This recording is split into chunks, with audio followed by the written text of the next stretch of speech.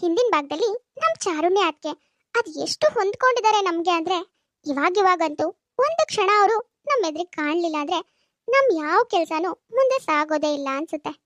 ಬಂದು ಸ್ವಲ್ಪ ದಿನಕ್ಕೆ ನಮ್ಮನ್ನೆಲ್ಲ ತುಂಬಾ ಚೆನ್ನಾಗಿ ಅರ್ಥ ಮಾಡ್ಕೊಂಡಿದ್ದಾರೆ. ಅಕ್ಕಪಕ್ಕ ಮನೆಯವರಂತೂ ನಮ್ಮ ಮನೆಗೆ ಹೇಳಿ ಮಾಡಿಸಿದ ಸೊಸೆ ಅಂತ ಚಾರುಣ್ಯ ಅದಕ್ಕೆನ ತುಂಬಾನೇ ಮೆಚ್ಕೊಂಡಿದ್ದಾರೆ.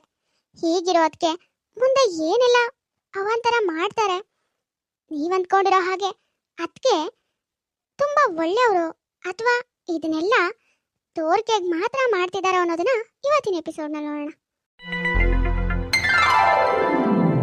ಹಾಯ್ ಸ್ವಾತಿ, ಎಷ್ಟು ದಿನ ಆಯ್ತೆ ನಾನು ನಿನ್ನ ನೋಡ್ದೆ. ನನ್ನ ಮದುವೆ ಆದ್ಮೇಲೆ ನೀನು ಈ ಕಡೆ ಬರೋದೇ ನಿಲ್ಲಿಸ್ಬಿಟ್ಟಿದ್ಯಾ. ಇವತ್ತು ನಿನ್ನ ನೋಡಿ ನನ್ಗಂತೂ ತುಂಬಾ ಖುಷಿ ಆಗ್ತಿದೆ ಕಣೆ. ಅಯ್ಯೋ, ನನಗೂ ಮನೇಲಿ ತುಂಬಾ ಕೆಲಸ ಕಣೆ. ನಮ್ಮ ಅತ್ತೆ ಅಂತೂ ಒಂದು ಕೆಲಸನೂ ಮಾಡಲ್ಲ. ಹೀಗಿರುವಾಗ ನಾನು ಹೇಗೆ ಬರಲಿ ಹೇಳು? ಮನೇಲೆ ಮಕ್ಕಳು ಮರಿ ಗಂಡ ಹೆಂಡತಿ ಅತ್ತೆ ಅವ್ರನ್ನೆಲ್ಲ ಸರಿ ಮಾಡೋದೇ ಸರಿಯಾಗತ್ತೆ. ಹೀಗಿರುವಾಗ ನಿನ್ನ ನಾನು ನೆನ್ಪು ಮಾಡ್ಕೊಳ್ಳೋದಕ್ಕೂ ನನಗೆ ಪುರ್ಸೋತಿಲ್ಲ ಗೊತ್ತಾ? ಅಯ್ಯೋ ಹೌದಲ್ಲ, ಮನೆ ಅಂದಮೇಲೆ ಎಲ್ಲರೂ ಇರ್ತಾರೆ, ಅವ್ರಿಗೆಲ್ಲ ಕೆಲಸನೂ ಮಾಡ್ಕೊಡ್ಬೇಕು. ಏನು ಮಾಡೋಕ್ಕಾಗುತ್ತೆ ಹೇಳು? ನನಗೂ ಅರ್ಥ ಆಗುತ್ತೆ. ಆದರೂ ನೀನು ಬಿಡುವು ಮಾಡಿಕೊಂಡು ನನ್ನನ್ನು ನೋಡೋದಕ್ಕೋಸ್ಕರ ನಮ್ಮ ಮನೆಗೆ ಬಂದ್ಯಲ್ಲ, ನನಗದೇ ಸಂತೋಷ ಕಣೆ. ಹೌದು, ಹೊಸದಾಗಿ ಮದುವೆ ಆಗಿದ್ಯಾ? ಇಲ್ಲಿ ಎಲ್ಲರೂ ನಿನ್ನ ಚೆನ್ನಾಗಿ ನೋಡ್ಕೊಳ್ತಾ ಇದ್ದಾರಾ? ಹೇಗಿದೆ ಇಲ್ಲಿನ ವಾತಾವರಣ? ಹಾ ಕಣೆ, ಎಲ್ಲರೂ ತುಂಬಾ ಚೆನ್ನಾಗಿ ನೋಡ್ಕೊಳ್ತಾ ಇದ್ದಾರೆ. ನಾನಂತೂ ಇವ್ರಿಗೆಲ್ಲ ತುಂಬಾ ಅಡ್ಜಸ್ಟ್ ಆಗ್ಬಿಟ್ಟಿದ್ದೀನಿ ಗೊತ್ತಾ. ಅವರು ಕೂಡ ನನಗೆ ತುಂಬಾ ಚೆನ್ನಾಗಿ ಹೊಂದ್ಕೊಂಡಿದ್ದಾರೆ. ನಾನು ಏನೇ ಚಿಕ್ಕ ಪುಟ್ಟ ತಪ್ಪು ಮಾಡಿದ್ರು ಅದನ್ನ ಎತ್ತಿ ಬೆರಳು ಮಾಡಿ ತೋರ್ಸೋರೇ ಇಲ್ಲ ಕಣೆ. ಪಾಪ ಎಲ್ರೂ ನಾನು ಏನೇ ಮಾಡಿದ್ರು ಕಣ್ಣು ಮುಚ್ಕೊಂಡು ಊಟ ಮಾಡ್ತಾರೆ ಗೊತ್ತಾ. ನಾನು ಎಷ್ಟೇ ಕೆಟ್ಟದಾಗ ಅಡುಗೆ ಮಾಡಿದ್ರು ಒಂದೇ ಒಂದು ಚೂರು ಹೇಳಲ್ಲ ಕಣೆ ಆ ಅಡುಗೆ ಚೆನ್ನಾಗಿಲ್ಲ ಅಂತ. ಎಲ್ರೂ ನನಗೆ ತುಂಬಾ ಸಪೋರ್ಟಿವ್ ಆಗಿದ್ದಾರೆ. ಚಾರು, ನೀನು ಹೇಳೋದೇನೋ ಸರಿ ಕಣೆ, ನಿನ್ನನ್ನು ಚೆನ್ನಾಗಿ ನೋಡ್ಕೊಳ್ತಿದ್ದಾರೆ, ನಿನ್ನ ಜೊತೆ ಹೊಂದ್ಕೊಳ್ತಿದ್ದಾರೆ, ಓಕೆ. ಆದರೆ ನೀನು ಇದೇ ಕಾರಣಕ್ಕೆ ನಿನ್ನ ಗಂಡಂದು ಇರೋ ಬರೋ ದುಡ್ಡೆಲ್ಲ ಖಾಲಿ ಮಾಡ್ಕೊಳ್ತಿದ್ಯಾ ಹೇಗೆ? ನಿನ್ನ ಆಜ್ಞೆ ಬೇರೆ ಇದ್ದಾಳೆ, ಮತ್ತೆ ಅತ್ತೆ ಮಾವ ಅಜ್ಜಿ ಎಲ್ಲರೂ ಇದ್ದಾರೆ.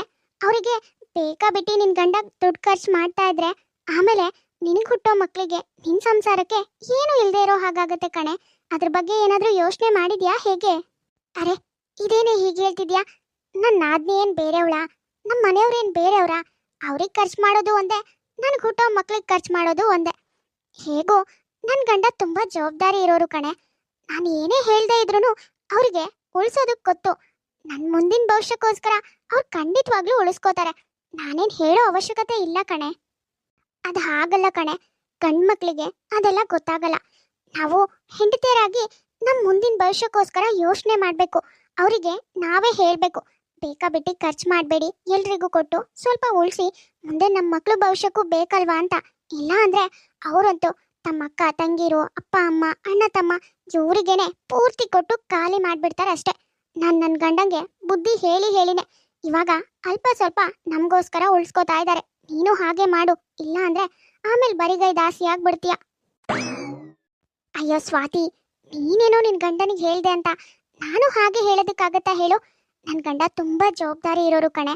ಮನೆಗೆ ಎಷ್ಟು ಖರ್ಚು ಮಾಡಬೇಕು, ನಾನು ಎಷ್ಟು ಉಳಿಸ್ಕೋಬೇಕು, ಮುಂದೆ ನನ್ನ ಮಕ್ಳ ಭವಿಷ್ಯನ ಹೇಗೆ ರೂಪಿಸ್ಬೇಕು ಎಲ್ಲನೂ ಗೊತ್ತಿದೆ. ಇರೋ ಬರೋ ದುಡ್ಡೆಲ್ಲ ತಂದು ಮನೆಗೆ ಸುರಿಯಲ್ಲ ಕಣೆ. ಅವ್ರಿಗೆ ಎಷ್ಟು ಬೇಕೋ ಅಷ್ಟು ಜೋಪಾನವಾಗಿ ಎತ್ತಿಟ್ಟಿರ್ತಾರೆ. ನಾನೇನು ಹೇಳೋ ಅವಶ್ಯಕತೆ ಇಲ್ಲ, ಅವರು ಜೆಂಟಲ್ಮ್ಯಾನ್ ಇದ್ದಂಗೆ. ಛೇ, ಚಾರು ನನ್ನ ಮೇಲೆ ಎಷ್ಟೆಲ್ಲ ನಂಬಿಕೆ ಇಟ್ಕೊಂಡಿದ್ದಾಳೆ. ಆದರೆ ನಾನು ಇರೋ ಬರೋ ದುಡ್ಡೆಲ್ಲ ಮನೆಗೆ ತಂದು ಸುರಿತಾ ಇದ್ದೀನಿ. ಅಪ್ಪ ಅಮ್ಮ ಅಜ್ಜಿ ಮತ್ತು ಕಾವ್ಯ ಇವ್ರಿಗೇನೆ ಸರಿ ಆಗ್ತಾ ಇದೆ. ಇವಳು ನೋಡಿದ್ರೆ ನನ್ನ ಮೇಲೆ ನಂಬಿಕೆ ಇಟ್ಕೊಂಡು ನಾನು ಉಳಿಸ್ತೀನಿ, ಮುಂದೆ ನನ್ನ ಮಕ್ಕಳು ಭವಿಷ್ಯನ ಚೆನ್ನಾಗಿ ರೂಪಿಸ್ತೀನಿ ಅಂತ ಹೇಳ್ತಾ ಇದ್ದಾಳೆ. ನಾನು ನೋಡಿದ್ರೆ ಏನೂ ಉಳಿಸ್ಕೊಂಡಿಲ್ಲ. ಈಗ ನಾನು ಬರಿಗೈಯಲ್ಲಿದ್ದೀನಿ ಅಂತ ಗೊತ್ತಾದರೆ ಅವಳು ನನ್ನ ಮೇಲೆ ಇಟ್ಟಿರೋ ನಂಬಿಕೆ ಎಲ್ಲ ನಾನೇ ಹಾಳು ಮಾಡ್ಕೊಂಡಂಗಾಗುತ್ತೆ. ಛೇ, ಇಂಥ ಕೆಲಸ ಆಯಿತು. ಇಲ್ಲ, ಇನ್ಮೇಲಾದರೂ ನಾನು ಇರೋದ್ರಲ್ಲಿ ಉಳಿಸ್ಕೊಳ್ಬೇಕು. ಹೀಗೆ ಬೇಕಾಬಿಟ್ಟು ಎಲ್ಲ ಕೊಟ್ಟು ಖರ್ಚು ಮಾಡ್ಕೊಳ್ಬಾರ್ದು. ಕಾವ್ಯನಿಗೆ ಅಪ್ಪ ಅಮ್ಮಂಗೆ ಅಜ್ಜಿಗೆ ಎಲ್ಲನೂ ಸ್ವಲ್ಪ ಕಡಿಮೆನೇ ಕೊಡಬೇಕು. ಬೇಕಾಬಿಟ್ಟು ಕೊಟ್ಟರೆ ನಾನು ಆಮೇಲೆ ಸ್ವಾತಿ ಹೇಳೋ ಹಾಗೆ ಬರಿಗೈ ದಾಸ ಆಗ್ಬಿಡ್ತೀನಿ ಅಷ್ಟೇ. ಚಾರು, ನಿನ್ ಪ್ಲಾನ್ ಅಂದ್ರೆ ನಿನ್ ಪ್ಲಾನ್ ಕಣೆ. ನೋಡು, ನೀನ್ ಮಾತಾಡಿದ್ದೆಲ್ಲ ಕೇಳಿಸ್ಕೊಂಡು ನಿನ್ ಗಂಡ ತುಂಬಾ ಬೇಜಾರು ಮಾಡ್ಕೊಂಡು ಇಲ್ಲಿಂದ ಹೊರಟೋದ್ರು. ಬಹುಶಃ ಅವರು ನೀನ್ ತುಂಬಾ ಅವ್ರ ಮೇಲೆ ನಂಬಿಕೆ ಇಟ್ಕೊಂಡಿದ್ಯಾ ಅಂತ ತುಂಬಾ ಗಿಲ್ಟ್ ಅಲ್ಲಿದ್ದಾರೆ ಅನ್ಸುತ್ತೆ. ಇನ್ನೇನೆ ಮತ್ತೆ, ಮನೆಗೆ ಬಂದ ಕೂಡ್ಲೇನೆ ನಾನು ಏನು ಅನ್ನೋದು ಎಲ್ರಿಗೂ ಗೊತ್ತಾಗ್ಬಿಟ್ರೆ ಆಮೇಲೆ ನನ್ನ ಆಟ ಏನೂ ನಡೆಯಲ್ಲ. ಅದಕ್ಕೇನೆ ನಾನು ಎಲ್ರ ಎದುರಿಗೂ ತುಂಬಾ ಒಳ್ಳೆಯವಳ ಹಾಗೆ ನಾಟಕ ಮಾಡಿ ಎಲ್ರನ್ನೂ ನಂಬಿಸಿದೀನಿ.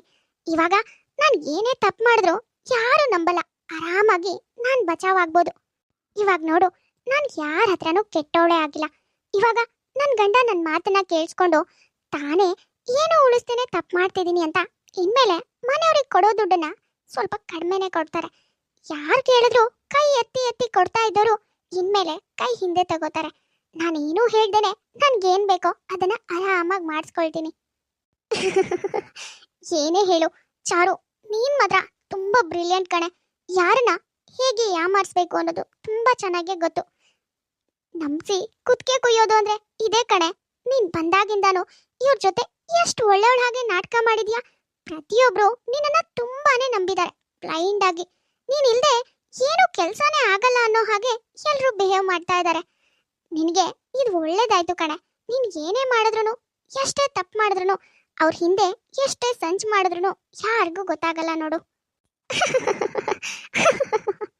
ಅಬ್ಬಬ್ಬಾ, ಇಷ್ಟು ದಿನ ನಾವು ನೋಡಿರೋ ಚಾರುಗೂ ಇವಾಗ ನಾವು ನೋಡ್ತಾ ಇರೋ ಚಾರುಗೂ ಎಷ್ಟೊಂದು ವ್ಯತ್ಯಾಸ ಇದೆ.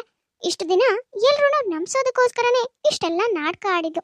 ಆದ್ರೆ ಇವಾಗ ತಾನು ಇಷ್ಟು ದಿನ ಎಲ್ರೂ ನಂಬಿಸೋದಕ್ಕೆ ನಾಟಕ ಆಡಿರೋದು ಅನ್ನೋದು ಸ್ವಾತಿಯಿಂದ ನಮಗೆ ಗೊತ್ತಾಗ್ತಿದೆ. ನಮ್ಗೇನೋ ಗೊತ್ತಾಯ್ತು ಚಾರು ಅಸಲಿ ಬಣ್ಣ ಯಾವುದು ಅಂತ. ಮನೆಯವರಿಗೆಲ್ಲ ಯಾವಾಗ ಗೊತ್ತಾಗುತ್ತೋ ಏನೋ ಪಾಪ. ಅಣ್ಣ, ನಾನಿವತ್ತು ಎಕ್ಸಾಮ್ ಫೀಸ್ ಕಟ್ಟಬೇಕು ಅಂತ ಮೊನ್ನೆ ಹೇಳಿದ್ದೆ. ಫೀಸಿನ ದುಡ್ಡು ನೀನು ಇವತ್ತು ಕೊಡ್ತೀನಿ ಅಂದಿದ್ದೆ. ಎತ್ತಿಟ್ಟಿದ್ಯಾ? ನನಗೆ ಬೇಕಿತ್ತು, ಕಾಲೇಜಿಗೆ ಲೇಟ್ ಆಗ್ತಿದೆ. ಏನು ಎಕ್ಸಾಮ್ ಫೀಸಾ? ಸಾರಿ ಕಾವ್ಯ, ನನಗೆ ದುಡ್ಡು ಅರೇಂಜ್ ಮಾಡೋಕ್ಕಾಗಿಲ್ಲ.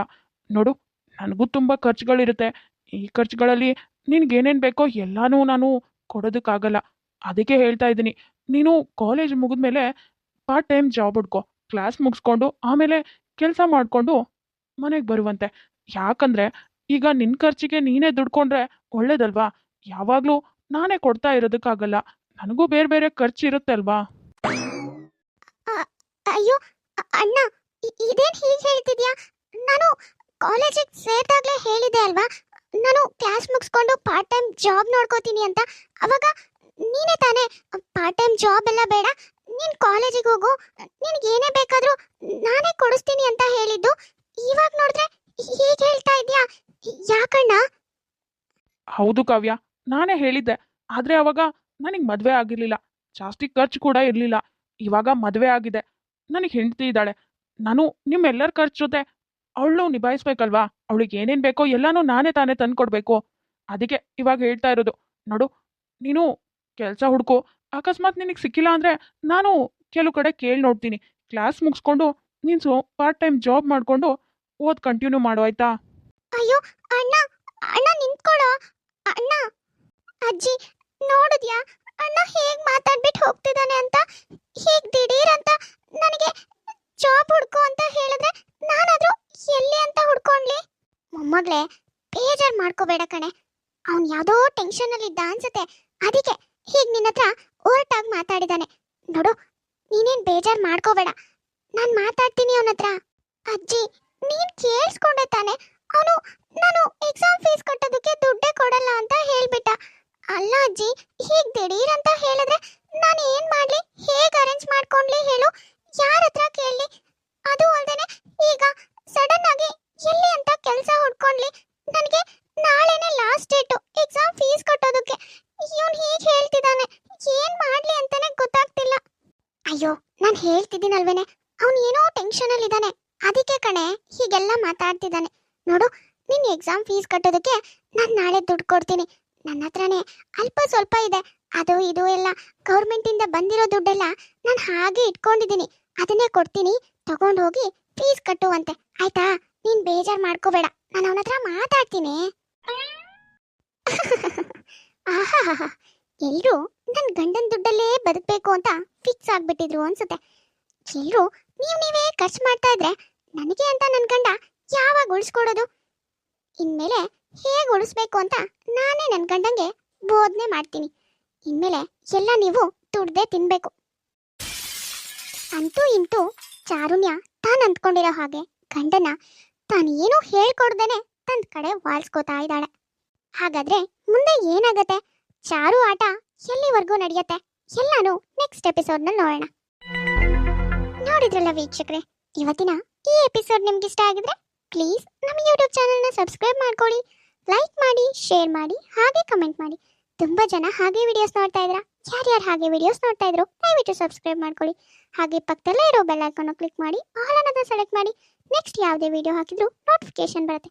ನೋಟಿಫಿಕೇಶನ್ ಮೂಲಕ ನೀವು ವಿಡಿಯೋನ ನೋಡ್ಬೋದು. ಸರಿ, ಹಾಗಾದ್ರೆ ನಾನಿನ್ನ ಹೊರಡ್ತೀನಿ. ನೆಕ್ಸ್ಟ್ ವಿಡಿಯೋದಲ್ಲಿ ಮತ್ತೆ ಸಿಗ್ತೀನಿ.